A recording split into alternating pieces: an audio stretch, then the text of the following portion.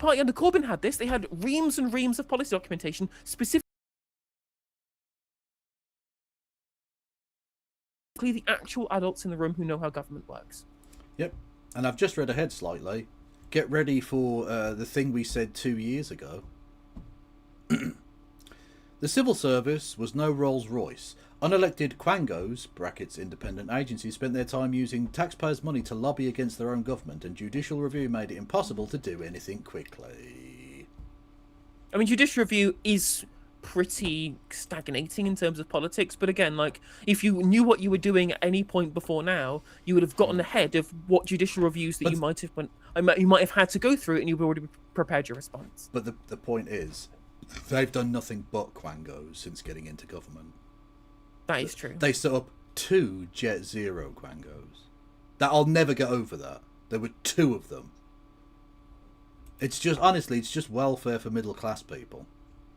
Oh yeah, absolutely. Well, for think tanks, essentially. Yeah, it's just Oxbridge PPE wankers getting fucking kind of, I don't know, government works program basically. Yeah. Anyway. In December 2024, to help turn the ship around, Starmer appointed Chris Wormold as his cabinet secretary, overruling the panel which had recommended Tamara Finkelstein, and passing over both Oliver Robbins, who ended up at the Foreign Office, and Antonio Romero, who is now set to succeed Wormold after a spell at the Home Office. Which is funny, because Antonio Romero has like a bunch of like scandals from like 2 years ago or something that Starmer just like run roughshod over rather than getting that checked out. So we may end up with even more scandal, even more chaos. So he's learned literally nothing. Yep. Yeah, because he's not curious. Clearly. Yeah. Wormold ran the Department of Health during the pandemic. Brilliant. What a success that was. I'm glad he got fucking promoted. Without conspicuous success. Okay. And was seen as a time-serving creature of the Whitehall blob. Yeah, no wonder Starmer loves him, yeah. Political sources claim the only explanation for his appointment is that Wormold told Starmer he was a Labour supporter. Wormold says there was no such conversation in his interview, a rather precise denial. One Cabinet Office colleague notes, if a minister comes to him for advice, he will provide it, but you need someone more grippy and proactive. What does that even mean? I don't know, but I don't like the word grippy. That's post Me Too. We don't want grippy, I think. No, it's post Chris Pincher. Yeah, grippy by name, grippy by nature. Robert Colville, director of the Centre for Policy Studies, put it best. Quote, Starmer appointed the candidate most like Starmer, against advice, and was then shocked when he failed in exactly the way Starmer is failing. Yeah. Trying the same thing and expecting different results. Madness. The Morgan supremacy came crashing to a halt when Reeves announced welfare cuts of £5 billion, $6.8 billion, reducing disability benefits to plug the black hole which had opened up in the public finances. Starmer could have made a moral case that it was wrong to condemn the disabled to a life out of work and good for the economy to help them into jobs. Instead, Labour MP said the Chancellor would balance the books on the backs of the worst off. Because that's what she was doing. Literally. The approach was to save money, a long-standing party official says. You've got to have a compelling Labour story. The reality is the government has never recovered. To be fair, it was already hull below the waterline anyway before that, but this was the end of it, I guess. Yeah. Well, the thing is, with the winter fuel stuff, it really just kind of ticked off a bunch of people who just don't vote for them. Mostly, as they're retired, and 60-70% of those will never vote Labour. Well, whatever. But the disability cuts were just this absolute point of inflection where any kind of goodwill they had with anybody with like a semblance of a social conscience just switched off immediately. Going, you want to essentially condemn hundreds of thousands of disabled people to needless and avoidable poverty to patch a hole in like the treasury. Right-wing bollocks. Yeah.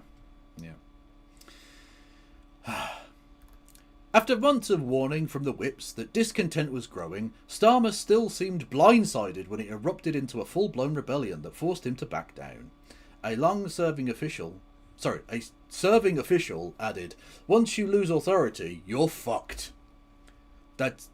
Yeah, fair enough. That's It's not really analysis as such, but it's true. It's like virginity. Once it's gone, it's gone. Welfare was the first of about a dozen U-turns. Haven't there been that many this week alone? I don't know. The PLP next turning its attention to the two-child benefit cap, an issue about which Starmer, egged on by Gordon Brown, did care about. Did he? I mean, so much so that he directly told his whips to remove the whip from people who voted for the SNP amendment, but whatever. Although it's interesting, again, that they talk about it being a lack of authority, and I'm just like, well, again, he never had authority in the first place, because all this ever was a project outside of his control. Directly told his whips to remove the whip. Yeah, true. Few who have worked closely with Starmer have much respect for Reeves or the Treasury. Things are very tense, a serving aide admits. Another insider recalls, Rachel is the only person in the cabinet with worse political antennae than Keir. So it's Tweedledum and Tweedledummer. Literally. A former cabinet member says, she has been one of the truly outstandingly awful chancellors of the post-war period. Now, there haven't been many former cabinet ministers. I think it's worth pointing out, right? There haven't been many people who have been cabinet ministers under Labour but are not now. So this sounds like it's Lou Hague to me. Probably, yeah. I would imagine it's probably not Bez. So no, it sounds to me like this is coming. I mean, it could theoretically be Rayner, but this sounds like something that the soft left would say. Yeah, maybe. And they're the only two people really, the kind of high-profile previous cabinet members. That's what I'm thinking. Yeah. In recent months, Starmer has repeatedly overruled Reeves, rejecting her advice to ditch leasehold reform and reversing her inheritance tax raid on family farms. But political aides still shiver when they recall how Starmer caved into his chancellor last June when she announced the reversal in winter fuel cuts. The entire political team was unified that we had to say how we would fund it, or we would just fuel the rebellion further, one said. Before the meeting, the PM agreed. He did a 180-degree turn in the meeting as soon as Rachel said she would do it in the budget. So he's literally how can you, again, as with Trump, how can you do a deal with anyone who will just turn 180 degrees like that? I think so. At least Trump is turning 180 degrees because his own personal opinion or affiliation has changed. Keir Starmer just changes based upon seemingly nothing, direction of the wind blowing. Yeah. It can be revealed that Starmer also wobbled over the deal to hand out Chagos Islands to Mauritius and pay $35 billion, $47.7 billion dollars for the privilege, an issue on which his sole deep belief in international law trumped political common sense.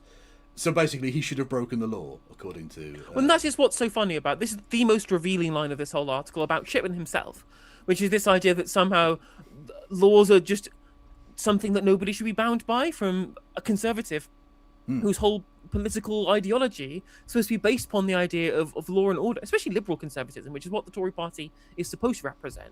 This hardline conservatism is reasonably new in terms of the Conservative Party historically. They've always been kind of liberal, law and order, sets of rules that everybody should follow in regimented society. And if your political position is we should be able to do what we want when we want and the law go fuck itself, that's pretty new in terms of this hardline idea of not taking accountability for the laws that you do or don't break.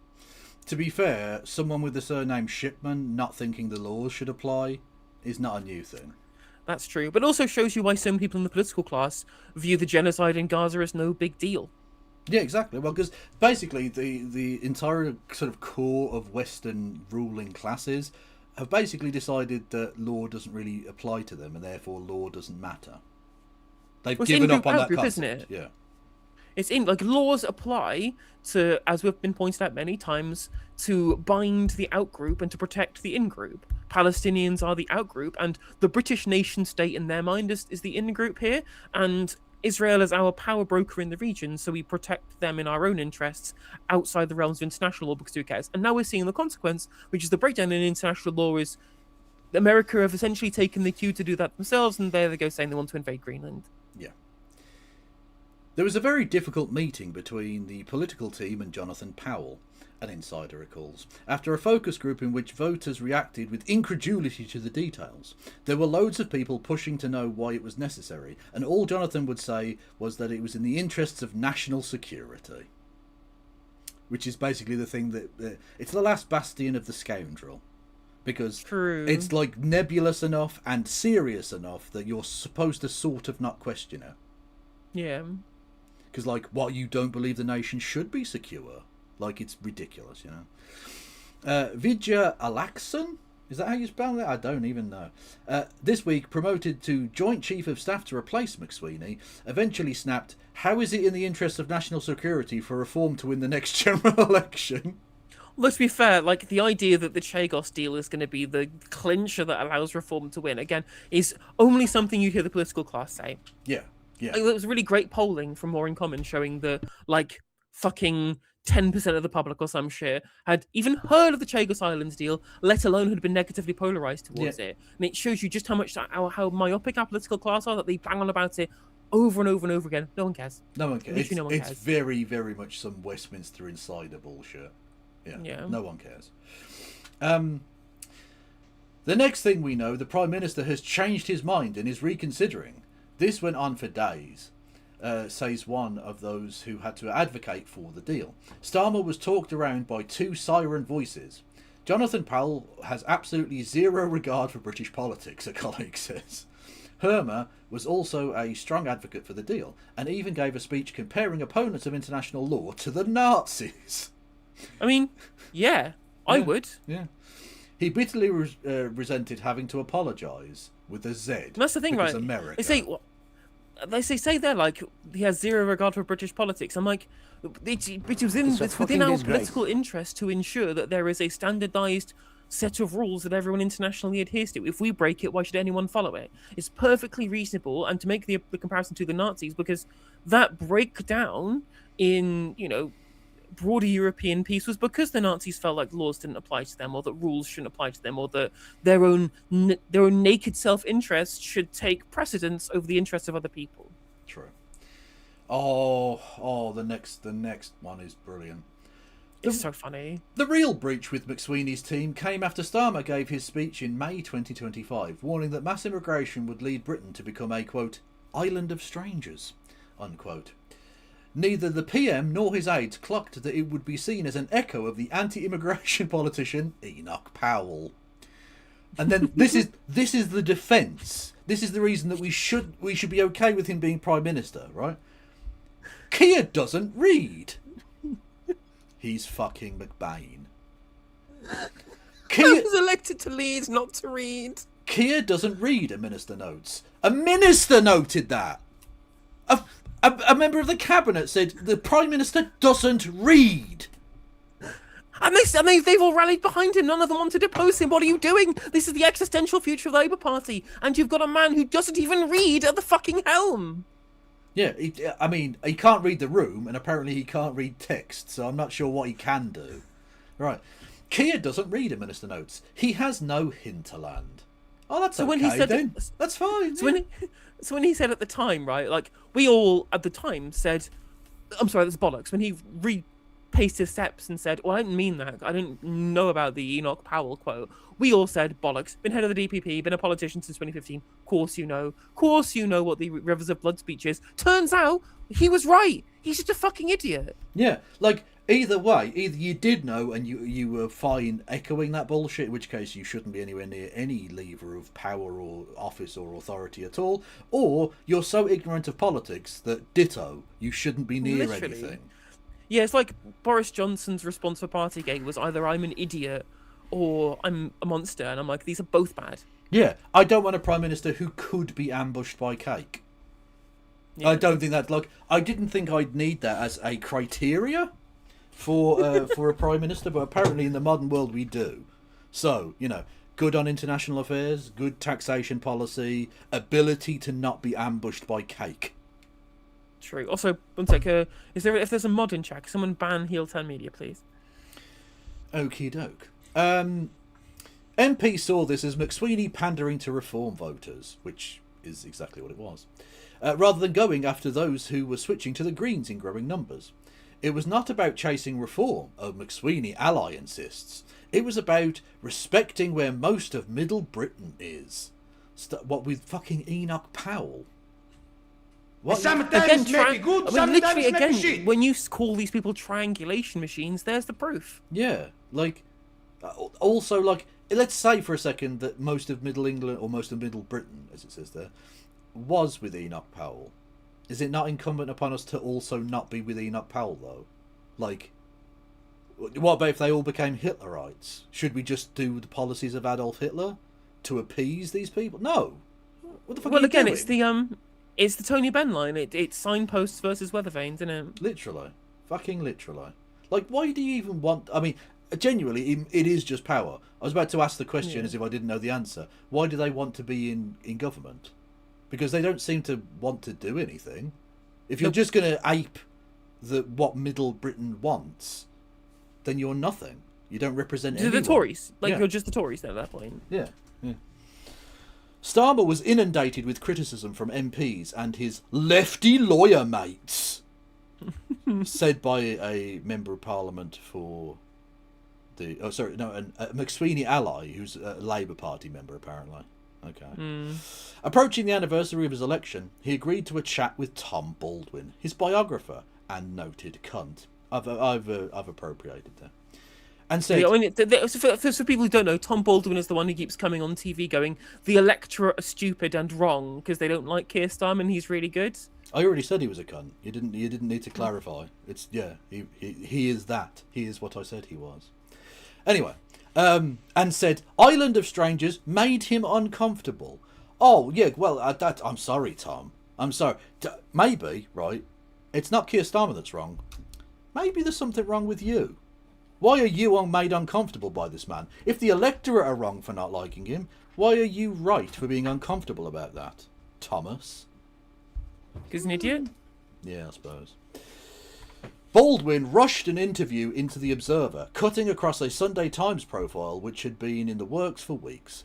He thought he was just having a drink with an old mate, says a Number 10 source. What, the journalist? So the Prime Minister is such a dolt that he was having an interview with a journalist and thought that the stupid things he said wouldn't make it into the newspaper. He's just too stupid to be real, this man.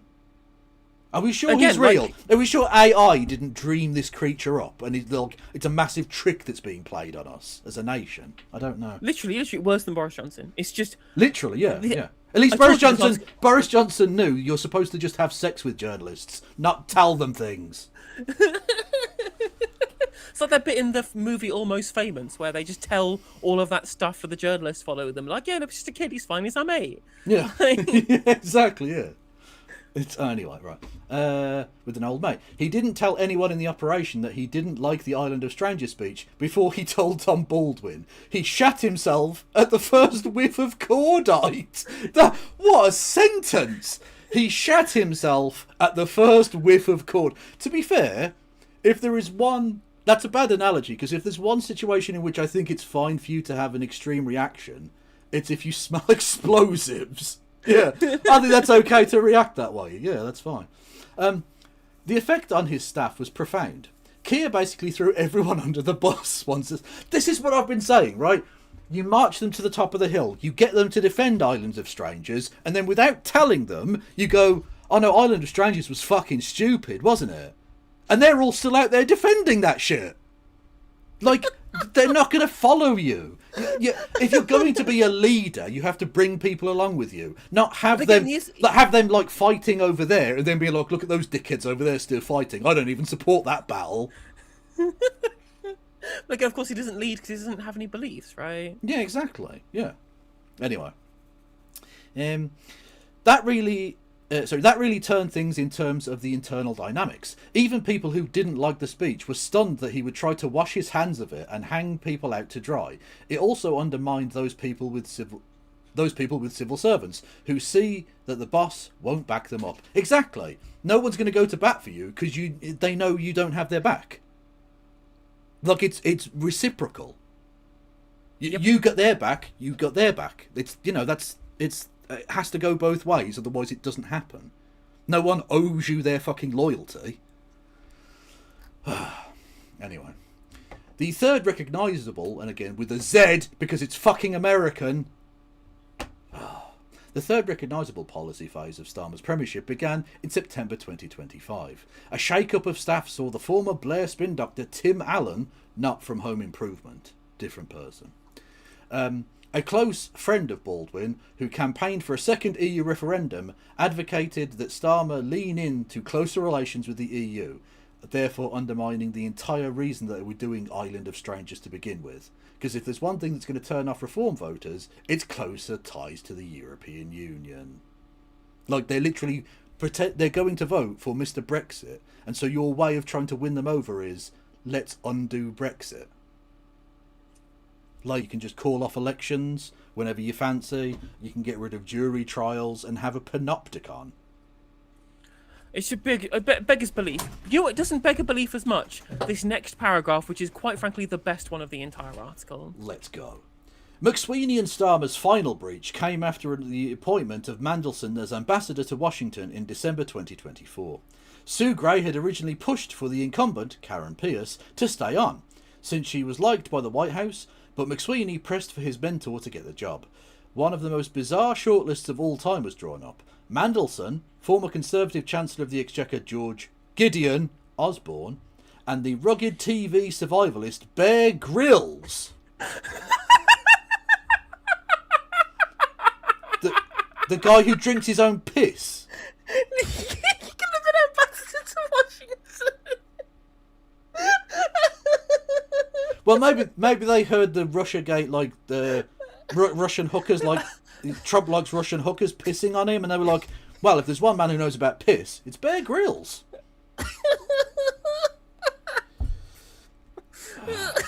Oh my god, literally, I did that as like a kind of jokey bit, but look, TV survivalist Bear Grylls, since it was believed that he would appeal to Trump, also a star of reality TV.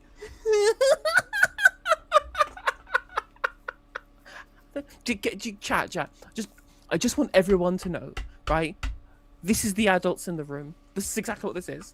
I'm so glad they shook those fleas off. Oh, this is amazing. Yeah. Because now we have people suggesting Bear Grylls to be fucking Bear. No offence to Mr. Grylls, if that even is your name. Presumably his first name isn't Bear. It's like Peter Grylls or something, right? Oh, Jesus Christ. So, honestly though, of those three, Bear Grylls is the best choice. Thinking about it, I can't believe I was just dissing Bear Grylls. Bear Grylls is de facto 100% the better choice than either Gideon fucking oceans of blood on his hands or Peter Yum Yum Mandelson. Bear Grylls, by comparison, is a perfectly decent chap by all accounts. I don't think there's any nonsense allegations. I don't think he wants to kill hundreds of thousands of people in democide. So, he's, by comparison, Bear Grylls is a fucking saint. See, it was Ray Mears on the people. Ray Mears. No, I think Ray Mears should go as ambassador to Australia. Fuck it. We should only have ambassadors who are reality TV stars. Michaela Strachan next up. Yeah, Alison Hammond can go and do Argentina. Fuck it, why not? Oh dear, oh my god. Joey from This Way Is Essex to Ghana. Fuck it, yeah, let's go. At the end of the day, obviously the real choice was to keep Karen Pierce, but just these people were just like, yes, reality TV show, fuck it. Well, it made, at least, okay, it's so strange that they decided to do this anyway, right? But it makes sense, if you just think of it from the self-interest perspective of Morgan McSweeney, for him to push for just Peter Mandelson to be in that position, right? It's not good, it wasn't obviously a good thing or anything like that, but it makes sense. I can follow the through line mentally for him. Why did he add George Osborne into it at all? I don't know. And why the fuck would you throw Bear Grylls in there? Either Mandelson, the person you want to be in there, gets the job, or you keep Karen Pierce. Why would you have fucking Bear Grylls? It doesn't make any sense why you would even talk about Bear Grylls being in there. It reminds me of In the Thick of It, the was it the clever bat people, or whatever, that fucking weird phrase they come up with that gets accidentally sort of revealed, even though it's not meant to be a real thing. It's like that. Like, this is... I can understand them being in Downing Street being like, what about Bear Grylls? And then we never get to hear about it because it's just some dumb shit they said at 2 a.m. over a curry, you know, in some fucking back-arse room of number 11 Downing Street or something like that, right? But the fact that they, like, sort of announced that Bear Grylls was a part of this is madness. That's not for human consumption. Much like piss grills. Just saying. Literally, just incredible scenes. And, like, I mean, somebody on Twitter was saying maybe they were doing it like they do MPs shortlist for CLPs, to pretend that there's a choice. They choose 2 really stupid options and the one they want the members to pick by, like soft rigging the contest, basically. But they didn't choose Bear Grylls, so it didn't work. Anyway, but brilliantly, Starmer initially backed Osborne. Wow, I'm so glad they voted to get rid of the Tories. Aren't you, chat? We got the Tories out. It's like when they got into government and they appointed Nick Bowles, the fucking founder of Policy Exchange, as part of their planning work group. Yeah. We live in a Bear Grylls-ocracy, okay? In September last year, it emerged that Mandelson's relationship with the pedophile, spelt wrong, Jeffrey Epstein, was embarrassingly deep and enduring. After backing him in Parliament, Starmer fired him the following day. Much like McSweeney. There's a pattern there, isn't there? Again, you're marching people up to the top of the hill and then rolling down the other side, leaving them there. Literally. At that point, it can now be revealed, many in Number 10 thought McSweeney was toast. The Commons rose for the conference recess, not returning until October the 13th.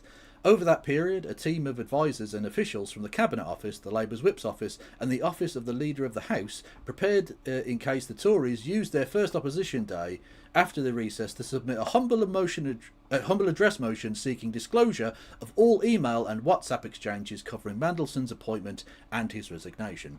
Those involved told colleagues, if the Tories pass a humble motion, Morgan is fucked. Which, like, is true, but they didn't do that on the first opposition day, did they? Well, it's incredible that they waited until fucking February to do it. Well, that's the thing. It's that if it wasn't for Ro Khanna and Thomas Massey getting the House to vote for the Epstein Files Transparency Act, both the Labour Party's incompetence wouldn't have been revealed specifically because of Conservative incompetence of not being good enough in opposition. Well, much like it's that David Mitchell thing about Mike Reid conference rap. Like, the government's allowed to get away with doing stupid shit because no one's in opposition anymore. Oh, okay. Yes.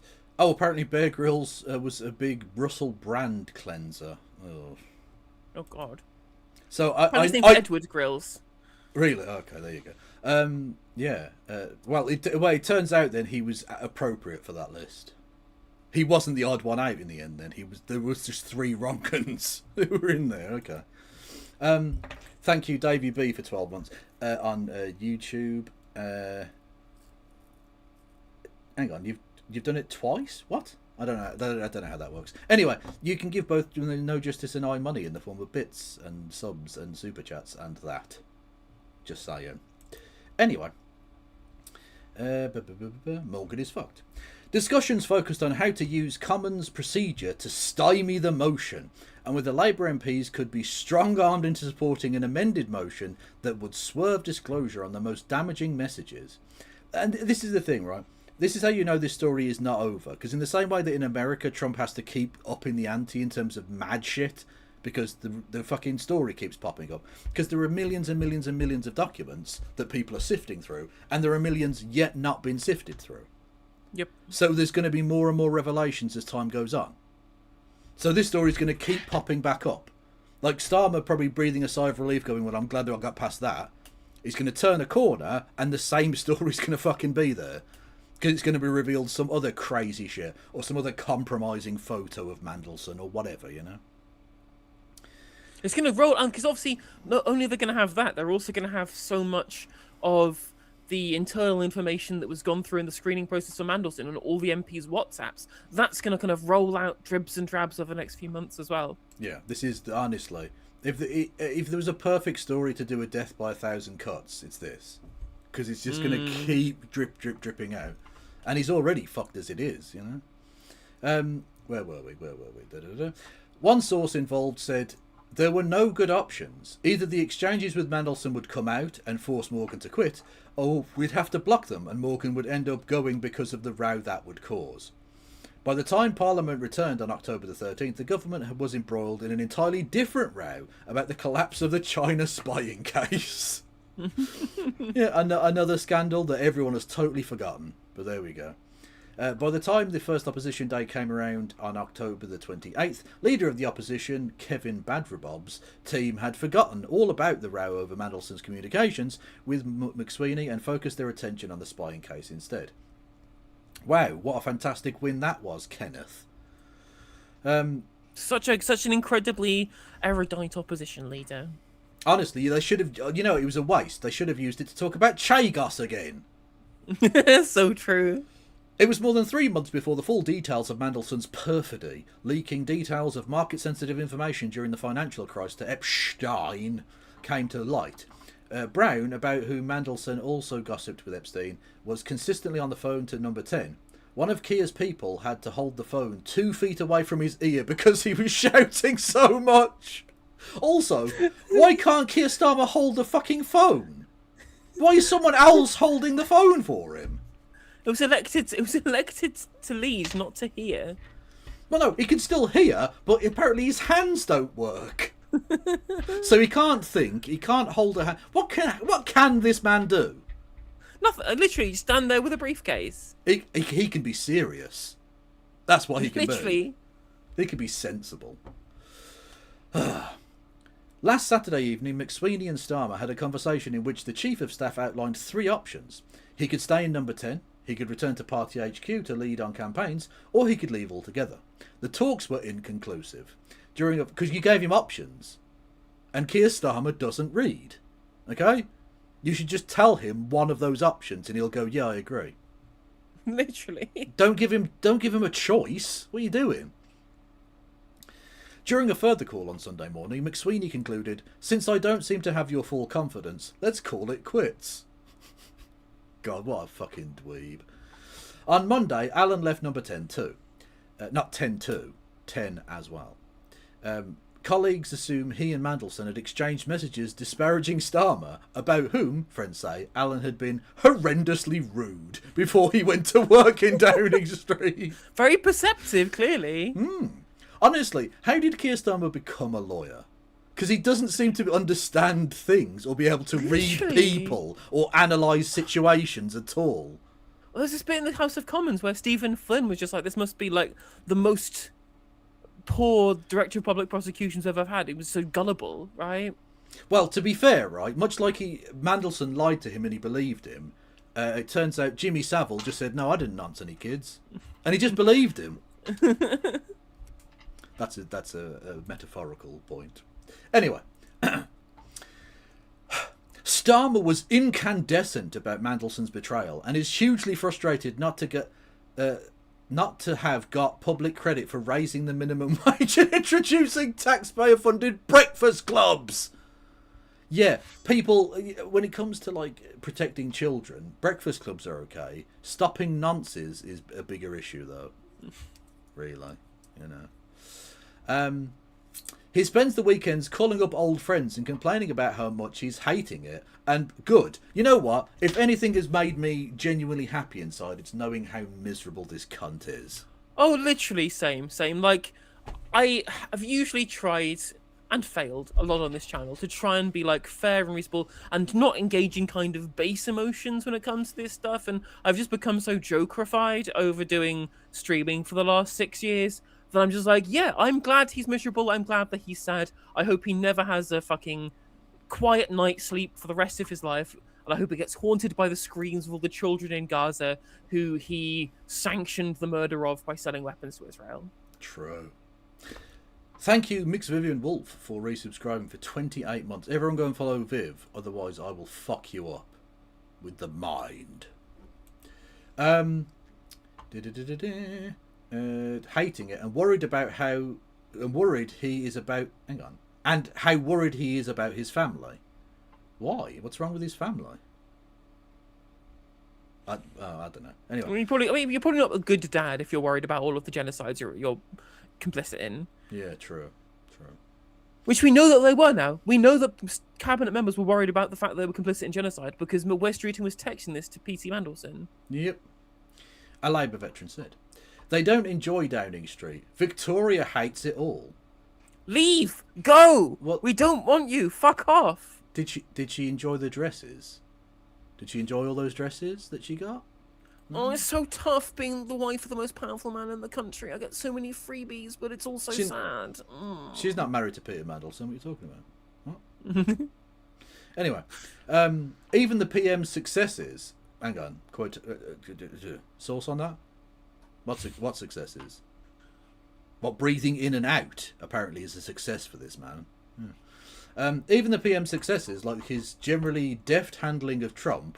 What the fuck are you talking about?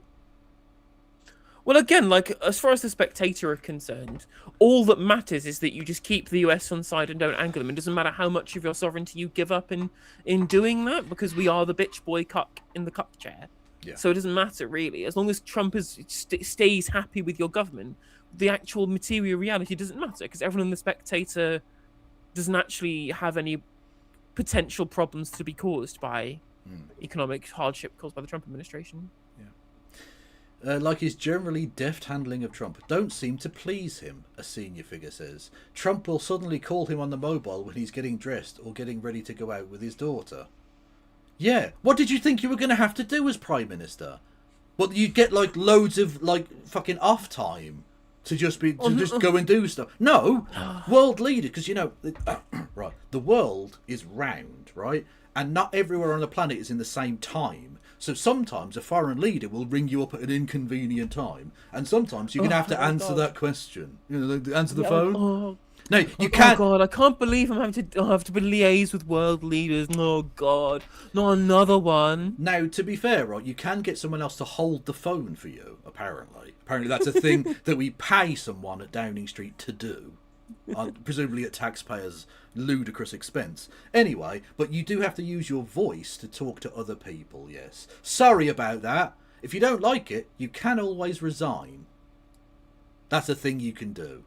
You've lasted longer than Liz Truss.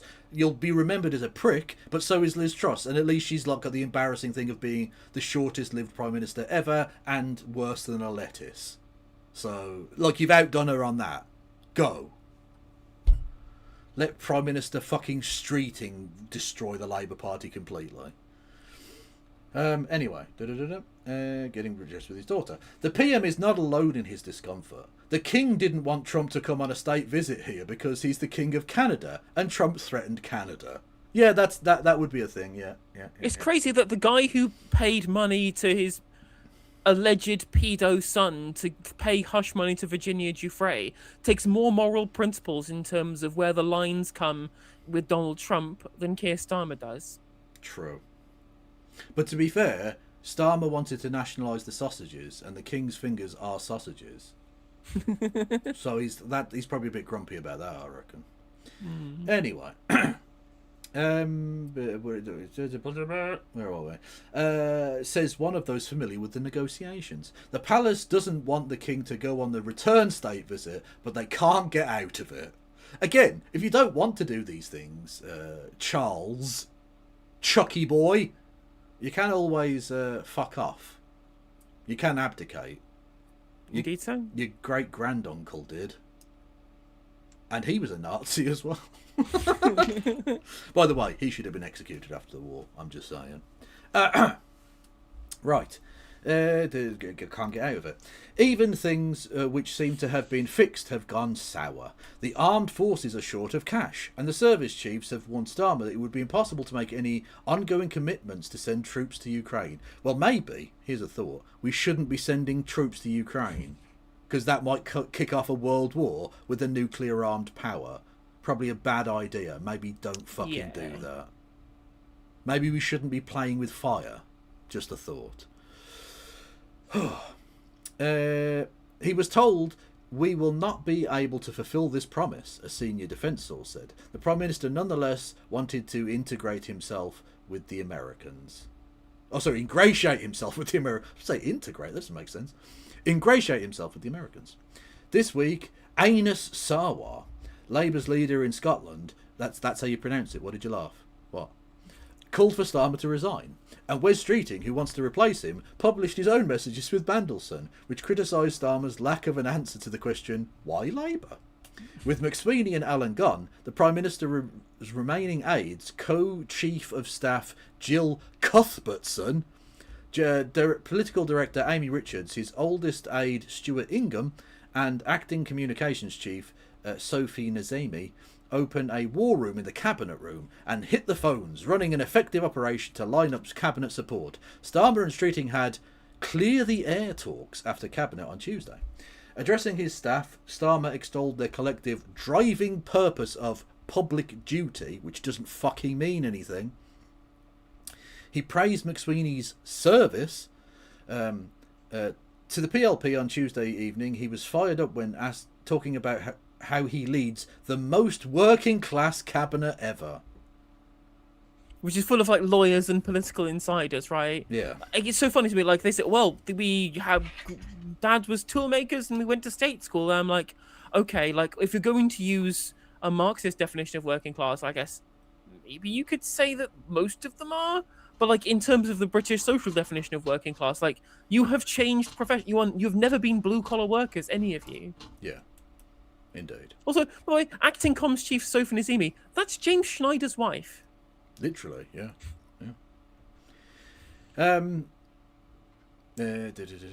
Sorry, well, that's working class cabinet ever. Ed Miliband, not working class, hailed this as the authentic Starmer. But is the authentic Starmer one who can survive and prosper?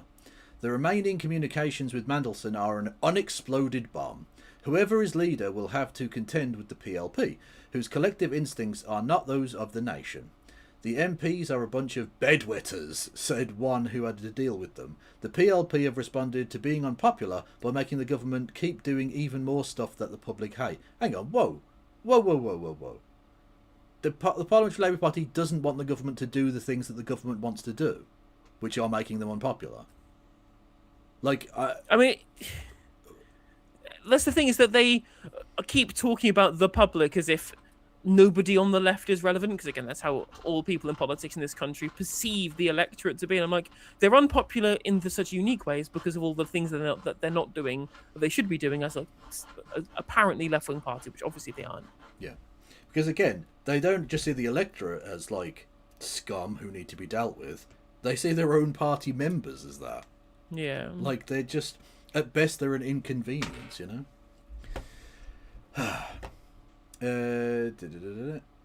Starmer promised change, but the question now is whether he can change. Quote, fundamentally, the Prime Minister cannot make a decision, stick to a decision, implement a decision, defend that decision when it gets tough, or explain that decision, ever. A senior figure close to number 10 says. Yeah. The only thing I really care about at this point is who can beat Nigel Farage, says the strategist, and I don't think Keir Starmer can beat Nigel. Yeah, obviously.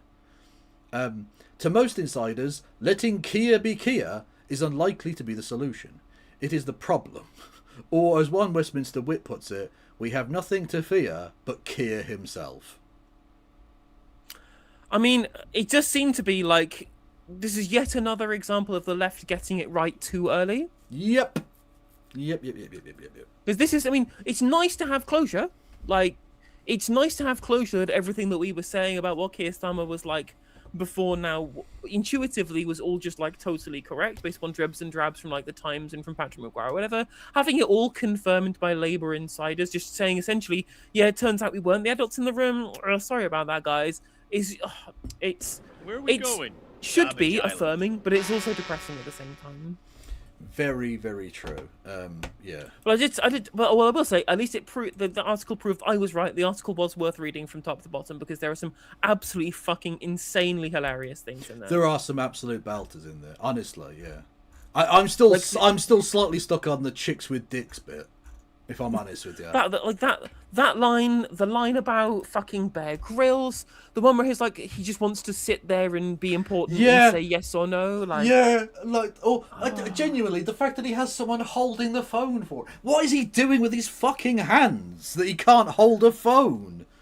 Again, I'm putting that on the list now, right? Along with ability to stop ambushes of cake, is ability to hold, basic inanimate objects in your hand. I'll find out he doesn't read. Yeah, he doesn't read ever. He doesn't have a hinterland. Amazing. Oh my god. What was the line? He thinks his job is to sit in a room and be serious. It's so true, because that's literally what we've been saying. The entire thing is, it's just he's the sensible, he's the adult in the room. But he's just a suit. Why not just get a mannequin to be fucking Prime Minister? It would be as effective.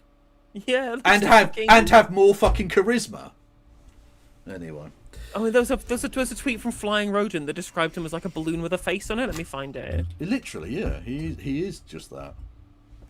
Oh, let me find it. That's why I can't see him surviving without McSweeney, to be honest. Because he just doesn't have any... There's no direction at all now. He's just... It's like someone... I don't know.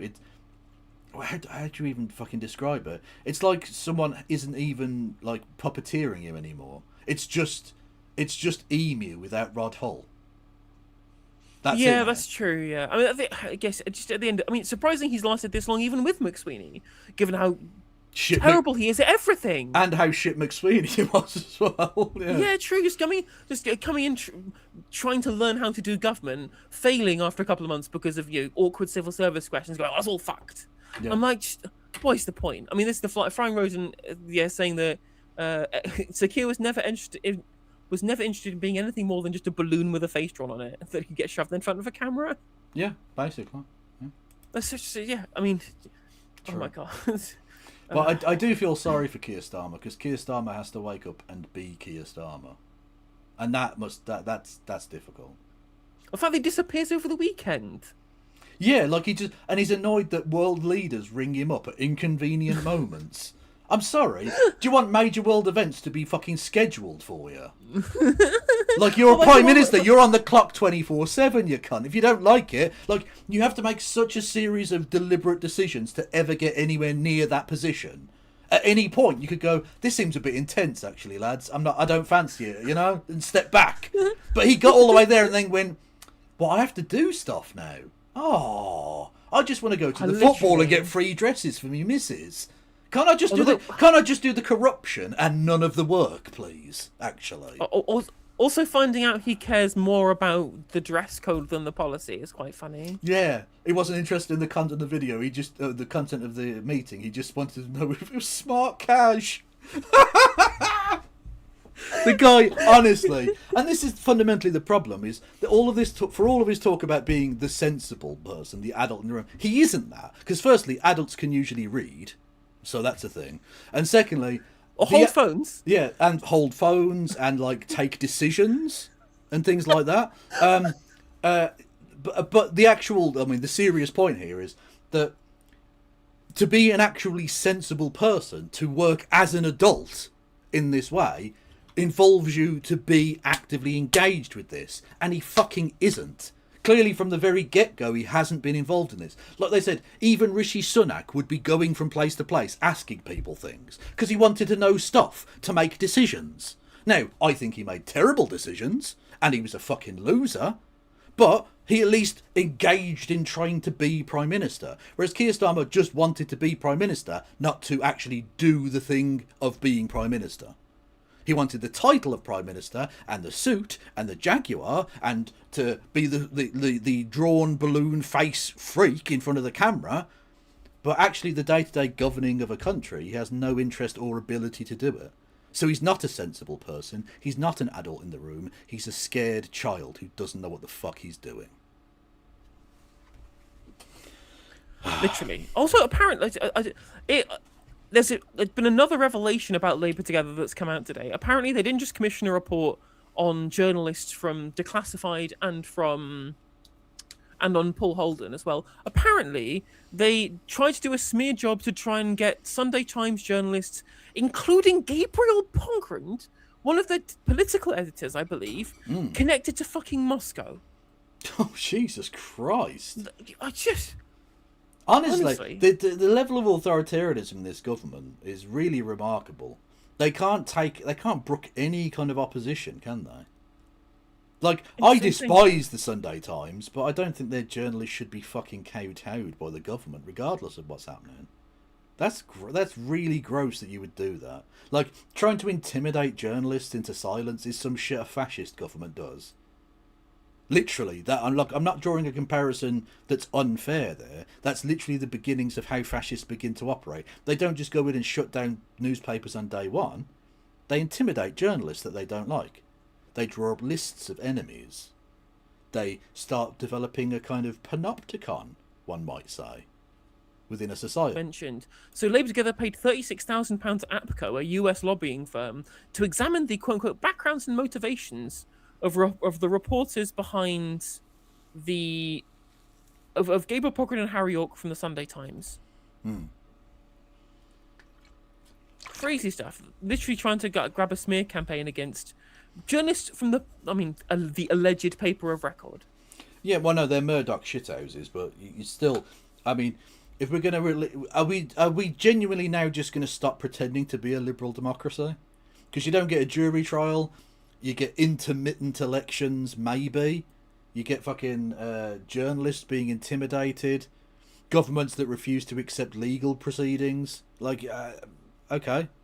So we're not a democracy then. Cool, okay. At least everyone knows that now.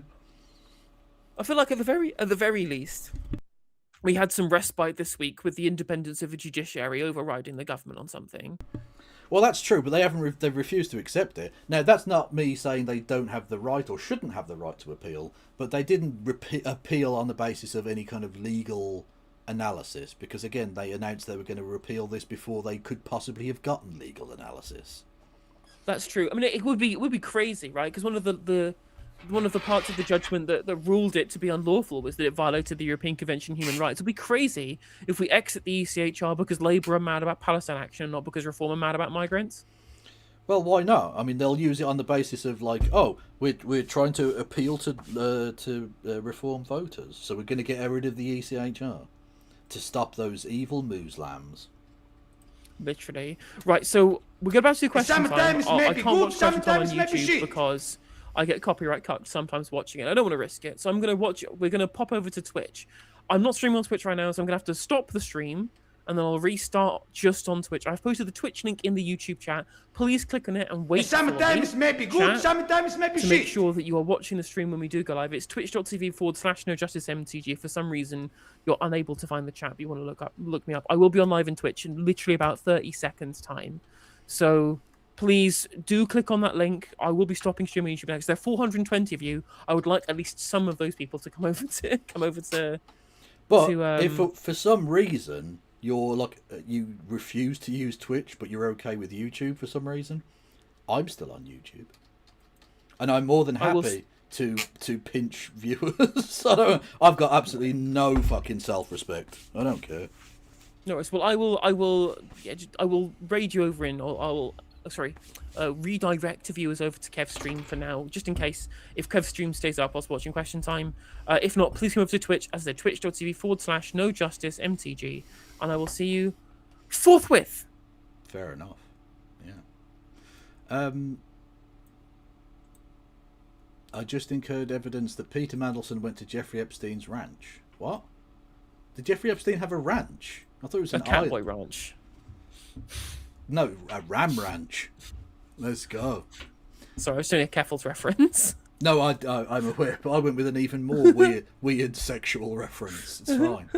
Well, apparently, Dan Needle uncovered that Peter Mandelson might have been economical with the truth over a penthouse that he bought. Surely not. Anyway. I'm live on Twitch now, by the way. Okie doke. Well, hello there, Raiderinos or whatever. Welcome in. Thank you to James Holmes with 5 gifted memberships. Much love. Although the noises haven't happened for some reason, but there we go. For tonight's question time, we've come to Bristol. Our audience... Which is cool, because they've got a Green MP on. We've in Bristol. We've come to Bristol, yeah? Good, sometimes maybe shit. I can't believe it. Why are you taking the piss out of Curtis? He's so out of order. He is a friend of the show, okay? I won't have this slander of his ethnicity? Question mark? I don't know. Anyway, yeah, so they've got a Green MP on the show in Bristol, so naturally they've got the person from fucking Herefordshire. Rather than the actual MP for one of the seats in Bristol. Indeed, crusty jugglers! Crusty jugglers. The greater good. As every week, reflects the electoral picture across the nation as a whole. Welcome to Question Time from Bristol on the BBC News Channel, iPlayer and Sounds.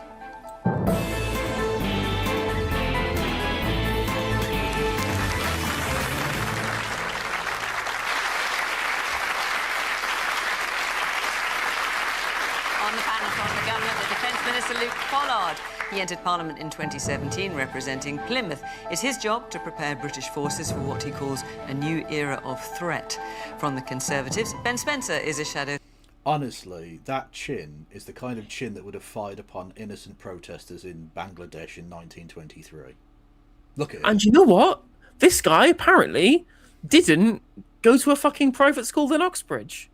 Yeah, a regular ass motherfucker who then went to like medical school. He's an actual doctor. guy who- It's so annoying when you get members of the medical professional who are Tories. You're like, what the fuck are you like? You know, the Tories' entire raison d'etre is destroying the health service, right? I mean, to be fair, originally it was doctors who opposed the NHS. Yeah, but not any doctor that's currently still alive. Like, True. you came through the system and you've seen how the NHS saves people's lives, and the Tories want to destroy that. Why the fuck would you join that party? Like, anyway. He looks Australian. He doesn't look Australian. Just because he's blonde. Look at that chin. That chin is so inbred it owns half of Gloucestershire. I mean, it reminds me of the Frankie Boyle quote about David Coulthard. Where his chin is so big that when he goes down on his wife, it feels like she's being rescued by a dolphin. True. Oh, but hang on, whoa. Sorry to go back to a previous story, but that story about those Times journalists, right? This is a genuine quote from the Times article about their own journalists being followed by private investigator, but by a lobbying firm being paid by Labour Together. APCO's report included baseless claims about Pogren's faith, upbringing, personal professional relationships. It referenced the journalist's status as a Jew, quoting a supposed Sunday Times source who alleged there was an odd mismatch between Pogren's faith and what they falsely described as his political and ideological position. So, it turns out, when they were accusing people of being anti-Semites, as always with rightoids, the accusation was a confession. Yeah, this is insane. Because that actually is unironically anti-Semitic as fuck. Yeah. The report said Pogren's reporting on other matters, including the royal family, could be seen as destabilising to the UK and also in the interests of Russia's strategic foreign policy objectives. So their entire bit now is anyone we don't like is Russia. Yeah. Brilliant. Cool. Well, I'm glad they got rid of all those anti-Semites from the party. I'm glad about that. It's a quote Flying Rodent for the second time in 10 minutes. They've really fucked it here. They've tried their usual shenanigans on real people who actually matter. Yeah, exactly. Well, when they were doing it to the left, it wasn't a problem, but now it's a Times journalist, and it's fucking shit. Yeah. Shit got real. Yeah, Flying Rodent will always ironically describe the left as being the pig people. That's Yes. how he describes us, as being treated like pig people by everybody else. Those who are not worth caring about. Literally. Anyway, back to this inbred bastard. Science Minister. Before politics, he worked as a doctor for 10 years, specialising in mental health. Nadine Dorries was once a Conservative. Why does this bitch exist? Why? She's my Kev. Don't come for my messy queen. She's iconic. Look, all I'm going to say is the only good thing about her being in the public spotlight is it gives Suze Kempner an opportunity to get the wig out again. That is true. I mean, also just she's such a fucking doll that she negatively polarizes people to whichever political movement she's a part of, you know? True. But don't look, anyone claiming the Reform Party are just the Tory party are silly. Anyway, Boris Johnson's fucking weird spurned crush here is now in the Reform Party.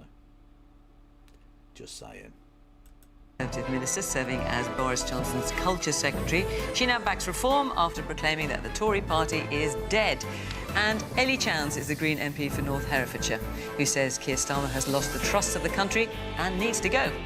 True. She's a bit briefcase, but she's all right. I agree.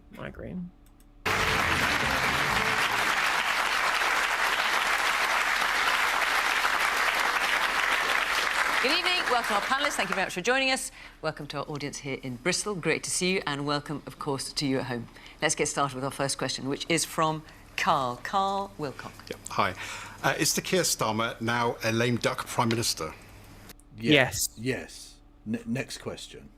I mean, to be fair, now, no. Was he a lame duck Prime Minister as soon as he got into office? Apparently, if what we have read is legitimate from Tim Shipman, evidently.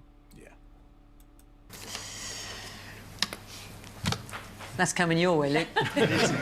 No, I don't think he is. I think what I wanted to see from a politician, from a leader, especially after so many years of chaos, is someone that can try things, make mistakes, but admit they've made mistakes, apologise for it, learn those lessons, and do better. And I don't think any of us want to return to the melodrama, the political chaos that we saw over the last decade. But we have. We literally... What the fuck... Again... Mr. President, a second nonce scandal has hit your towers. Like, 2 in a week, mate. What are you talking about? At least the fucking Tories used to nonce it out, spread it out, the noncery a little bit fucking thinner than this. You can't hit us with multiple noncings in a week. It's not fair. It's difficult to concentrate with how fucking catastrophically awful it all is. Exactly. And like, on top of this, I'm just like, the problem is that you can only really say this if people are like umming and ahhing over the Prime Minister resigning. I feel like, well, we don't like him, but do we want more stability, or do we want a change of face? Overwhelmingly, the public wants him gone. And not just it's that, like but over him, 50% now. But him staying isn't stability either. It's just continued instability, because every piece of analysis now comes with, how does this affect the lame duck Prime Minister? Which should never be the analysis of any public policy. Yeah, does this increase or decrease the odds of his resignation? Yeah, it's mad. What have we just seen over the last week? I want to see the Prime Minister. I want to see the Prime Minister. Straight off the bat, he said 2 sentences, and Nadine Dorries is already accurately fucking digging into him. She's already heckling this motherfucker. So easy, isn't it? Yeah. Easy pickings. Focus on the issues that matter. That means, yes, restoring trust. It also means learning where mistakes have been made. And he's been very honest this week, which is what I want to see from a political leader. I want to see someone that, if they make a mistake, admits it, learns the lessons, and then does better. And that's precisely what I've heard him say this week to parliamentary colleagues. What I know the public want us to do, focus on getting stuff done, changing Britain for the better, delivering the manifesto. Now, we're making progress in that. But well, that would be good if you had anything in the manifesto, but you didn't. I mean, again, this is literally what we know. Obviously we knew from the article, right? But we knew from reading the manifesto itself too. But the idea that they didn't even know what they were doing getting into government, do you even know now? Yeah. I'm an impatient so-and-so as a minister. I want us to make progress faster. And the more time we spend on Westminster ups and downs, who's doing up and down, I don't think that's where the public wants us to be. Focus on the issues that matter. But we've got to learn from this week, because I don't want to see this week repeated again.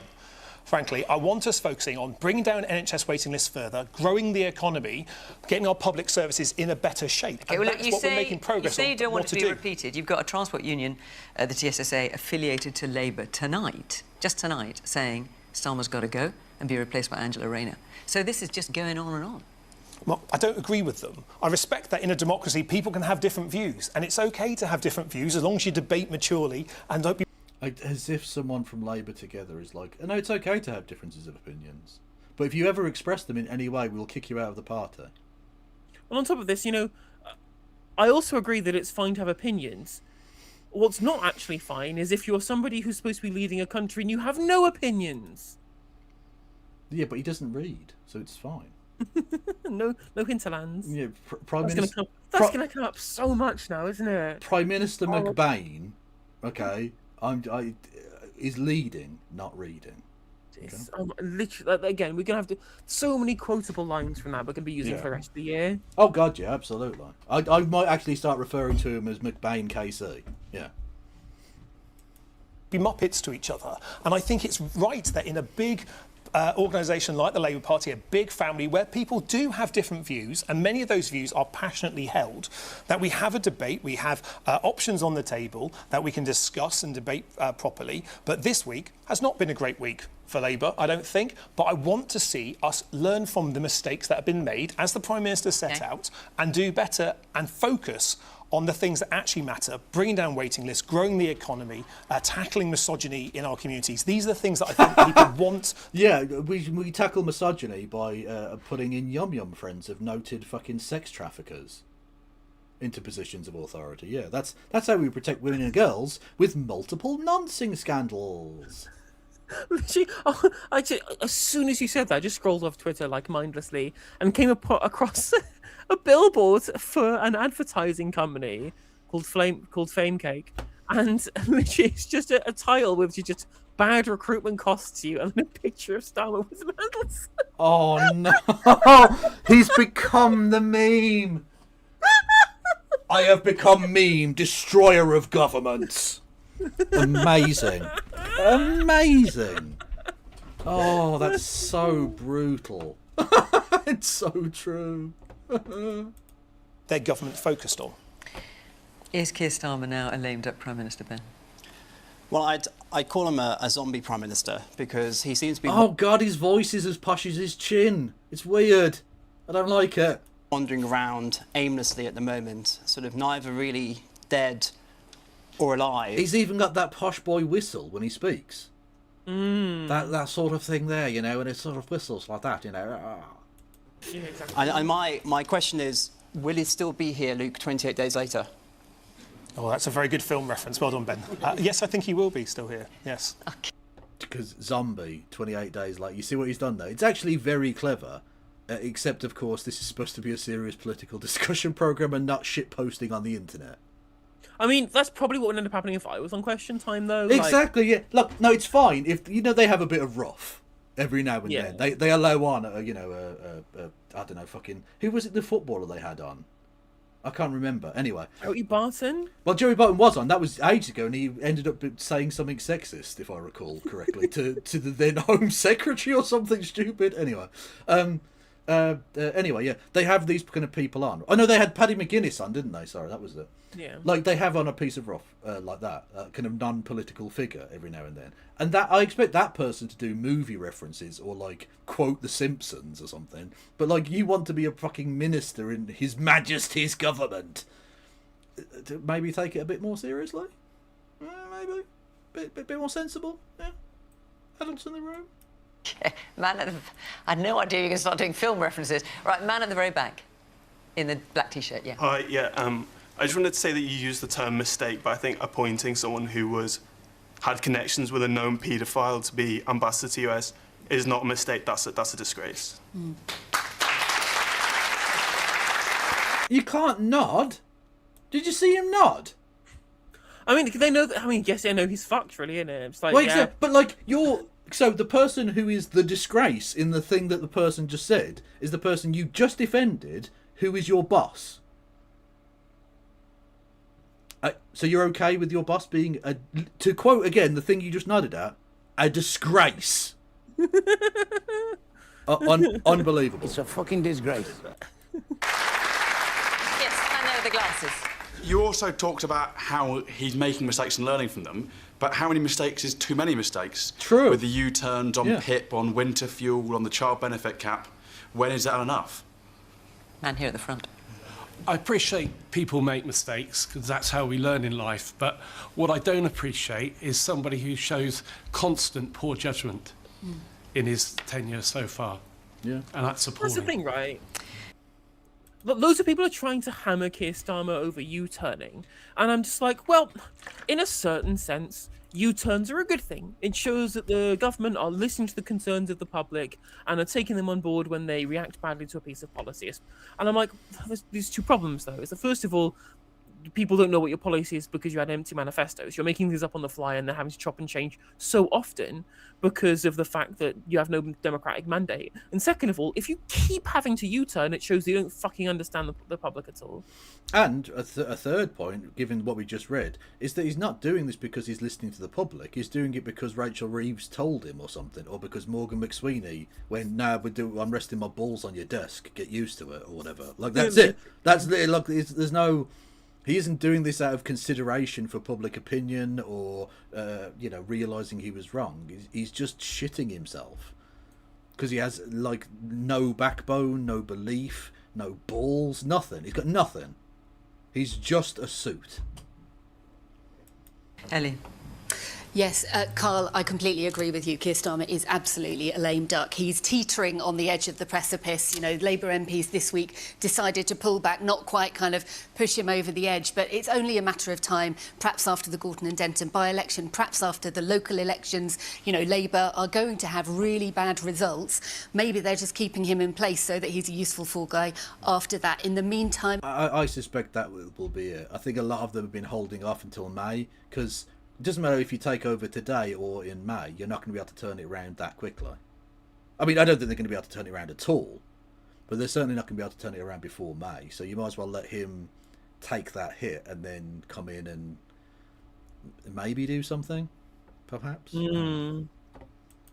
He is incredibly weak. And I agree with the gentleman here who talked about judgment. You know, let's remind ourselves what's happened here. It's not just this week. Actually, all of this broke last week about the Mandelson scandal. But that is something that dates back a really long time. And not only did he appoint Mandelson despite knowing that he had this connection, ongoing connection with Epstein, we've also had another Labour member of the House of Lords, Matthew Doyle, this week, who's had to be basically chucked out because of his connections with the paedophile. Different paedophile. Honestly, the Labour Party have so many connections to so many paedophiles. It's difficult to keep. Didn't one of West Streeting's fucking aides flash a 13-year-old or some shit? Yes, but I think one of his best friends and a former aide flashed a 13-year-old. Didn't receive jail time, as far as I'm aware, as well, but was found guilty of that. Yeah, so just the party of nonces, just noncing it up. Honestly, their colour should be red, but it's a red flag as to, danger. Also this week, we've been raising questions about the MOD's contract with Palantir, perhaps facilitated by Peter Mandelson. Given how many nonces they know, it's not a surprise that the Labour Friends of Israel has a lot of connections, Just saying. Wakanda forever. Nonce Wakanda. Let's go. Except let's really not go. In his conflict of interest role, both in relation to his job, his interests in Global Council, and then his job working with the Prime Minister. There was a meeting between the Prime Minister, Mandelson and Palantir last year, and then subsequently a contract allocated to this organisation without any due process. So we've got... Literally, British companies were not even allowed to go in for that contract, which I'm not even sure how that's even legal, but that's what happened. But I'm sure there's absolutely no malfeasance whatsoever. Absolutely. But especially looking into if this was all done very shortly after an off-the-books special meeting with Palantir for the Prime Minister. Yeah. What's this? According to... was it? Peter Mandelson is alleged to have worn a body camera in a meeting. Okay. That's... Okay, I get. So again, why is he not being done for espionage again? Like, that's mad. That's mad. Okay. I mean, the level to which the shithousery goes all the way down in the Labour Party is crazy, especially given the revelations we've got from today and Labour Together. Yeah. What the fuck are you talking about, centiliter? I mean, thank you for the bits, Dingus, but I don't know what the fuck you're talking about. Centiliter bottles of soda. You're weird. I like you. Huge questions to ask. Labour has huge questions to answer, and fundamentally, Keir Starmer does have to go. He's lost the confidence of the country. He's lost the trust of the country, not just the last few weeks, but as the gentleman there said, multiple U-turns over multiple months. It is absolutely time for him to go. And in fact, it's time for a change, which is why so many people are wanting to vote Green at these upcoming elections, because they are disillusioned with Labour and they want people that they can genuinely trust. Luke, I'll give you a chance to talk about Palantir in a True and based and true. moment. Nadine, I just want to ask you your view. I know clearly you're no fan of Keir Starmer, but I'm interested particularly... Oh, because I bought the tiny Cokes the other day. Well, yeah, because I ordered those online and I pressed the wrong option. So I thought I was getting 2 litre bottles of soda beverage, and they were like little fucking titchy bastard things. I thought they were a bit too cheap to be true. Anyway. Because you've been present at the defenestrations of 2 Prime Ministers, Theresa May and Boris Johnson. How do they compare? I was in the room. The Labour MPs have only been in Westminster for 18 months. They're still wet behind the ears. They haven't got a clue how to defenestrate a Prime Minister. Can you stop saying defenestrate? No one's actually being thrown out of a fucking window. It's not defenestrate. It's well, you said that, not me. Police. If you want, she's, you know, take her in. She's a communist as well. No one will. Sorry. It happens by, I mean, Conservative MPs. Regicide runs in their veins. I'm not surprised your answer was short, Ben, because... I love it when Tories say this as if it's a good thing. We are the most disloyal cunts that have ever existed, and that's good. Honestly, we're genuinely some of the snakiest bastards that have ever existed, and I'm saying this as a boast. Like, yeah, you're genuinely ruthless and evil. It's one of the reasons I fucking hate you. Yeah.